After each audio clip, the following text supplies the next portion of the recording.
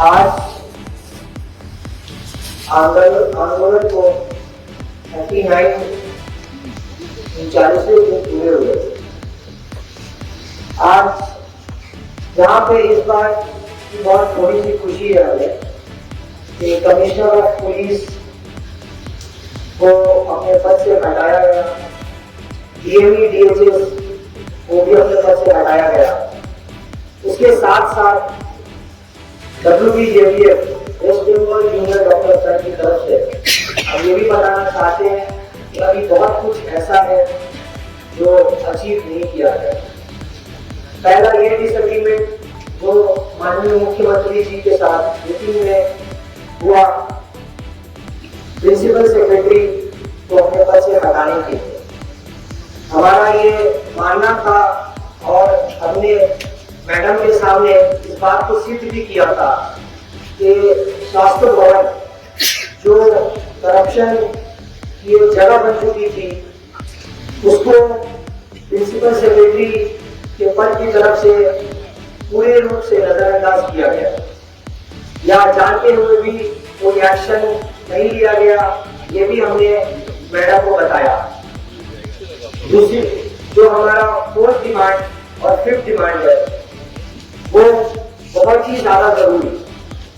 जो thread culture हर medical college में अब भी है, जिन जिन लोगों ने थ्रेड कल्चर को बढ़ावा दिया वो अब भी खुलेआम घूम रहे हैं। जिन जिन लोगों ने शुरुआत में जब हम आंदोलन को लेकर आगे बढ़ रहे थे तब उन्होंने आकर लोगों को डराया धमकाया, वो अभी मेडिकल कॉलेजेस में खुलेआम घूम रहे हैं। आज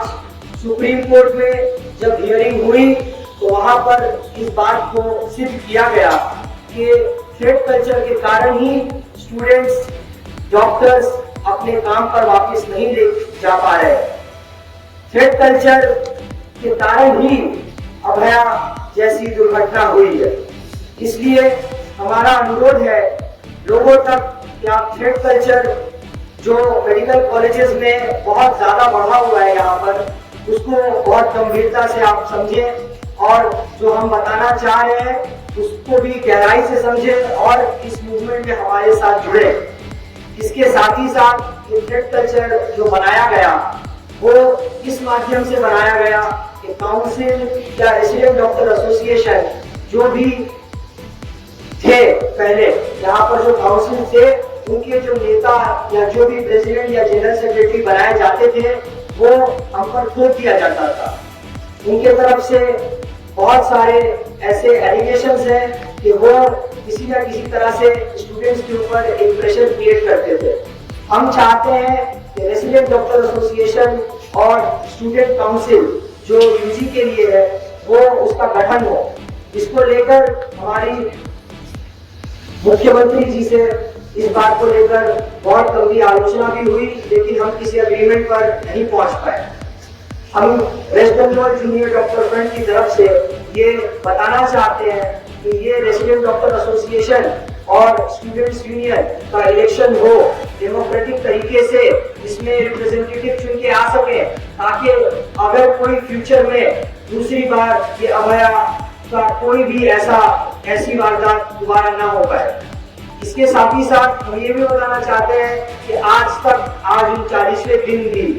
आप किसी भी मेडिकल कॉलेज में जाकर देख सकते हैं कि जमीनी हकीकत क्या है। हर एक मेडिकल कॉलेज में ना ही अभी तक टॉयलेट का इंतजाम हुआ है,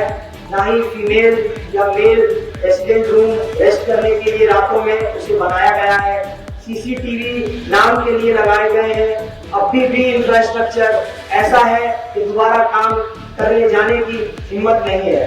तो ये बहुत संवेदनशील एक बात है जो आज सुप्रीम कोर्ट में भी उठाई गई कि किस तरह से एक डॉक्टर जो 36 घंटे काम करता हो, उसके लिए रहने की जगह नहीं हो, तो वो किस तरह से काम पर लौट जा सकता है। इसके बारे में हमने सवाल उठाया और आज सुप्रीम कोर्ट में भी देखा गया कि अब भी 40 दिन जब हम आंदोलन कर रहे हैं तो अब भी 15 दिन का वक्त मांगा जा रहा है कि क्या क्या हुआ है और क्या क्या नहीं। क्या कलकत्ता जैसे शहर में जहां पर इतनी सारी सुविधाएं हैं या दूसरे दूर दराज के शहरों में जहां पर डॉक्टर दिन रात काम करते हैं, उन्हें क्या इतनी सुविधा का भी हक नहीं? कुछ बातें खुल के आई है, पर अब भी बहुत कुछ आना बाकी है। और हम ये चाहते हैं कि दोबारा कोई गरीब घर का बच्चा या किसी के भी घर का बच्चा या लड़की या लड़का अगर वो कभी मेडिकल कॉलेज में जाना चाहता है और वो वहां पर पढ़ना चाहता है तो कभी उसे इस बात का डर ना हो कि वो जाकर मेडिकल कॉलेज में रात में रेप या मर्डर जैसी चीज से डरे।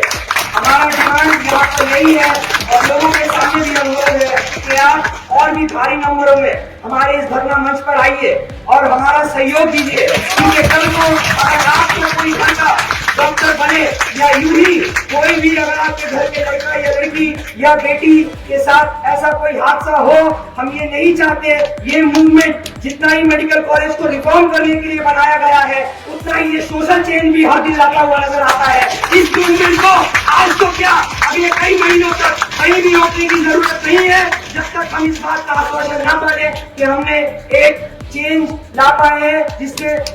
हर कोई सुनिश्चित वो इस बात का सबको सेफ्टी और सिक्योरिटी हो। हमारा जस्टिस इसीलिए है, हम जस्टिस जितना कोर्ट में चाहते हैं उतना सोसाइटी में भी चाहते हैं। इसके बाद जो राष्ट्रीय साथी की बात की गई कोर्ट में, वो भी उस बात की भी हम कड़ी निंदा करते हैं कि एक लड़का या लड़की को बराबर काम करने का हक होना चाहिए। तो हमारा कोर्ट और फाइट डिमांड और जस्टिस का डिमांड और सिक्योरिटी सेफ्टी और स्टूडेंट बॉडी का इलेक्शन ये हम चाहते हैं कि हो और इसके लिए हम जिस तरह से भी हो सके इस आंदोलन को कंटिन्यू करेंगे और जिस तरह से भी हो सके हम अथॉरिटी से कम्युनिकेट करने की कोशिश करेंगे